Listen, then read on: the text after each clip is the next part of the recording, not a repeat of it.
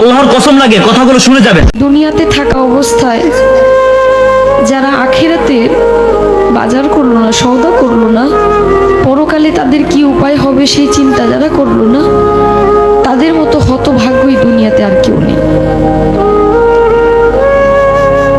আজরাইল কিন্তু ঘুষ নেয় না।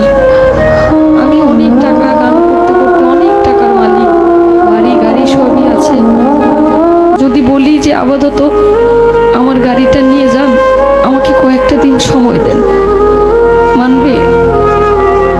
কারো কথা মানবে? মানবে না। মৃত্যুর কথা যে মানুষ দিনে 5 বার স্মরণ করে, সে কোনো ভুল কাজ করতে পারে না। একবার স্মরণ করে দেখেন, আপনি মরে গেলে আপনার সঙ্গে কে যাবে? আপনি মরে যাওয়ার সঙ্গে সঙ্গে সকল কিছু ভাগাভাগি হয়ে যাবে। আপনি মরার সঙ্গে সঙ্গে আপনার ব্যাংকে কি আছে সেটা নিয়ে আপনার সন্তান, আত্মীয় স্বজন সবাই একটা হইচই লাগাই দিবে, কিন্তু আপনি যে কোথায় যাবেন সেই চিন্তাটা কেউ করবে না। মৃত্যুর কথা যখন স্মরণ হয়, নিজের কাছে খুব অপরাধী মনে হয় যে আজরাইলের সামনে কি জবাব দেব, কি বলবো, সেদিন কি বলার আছে আমার।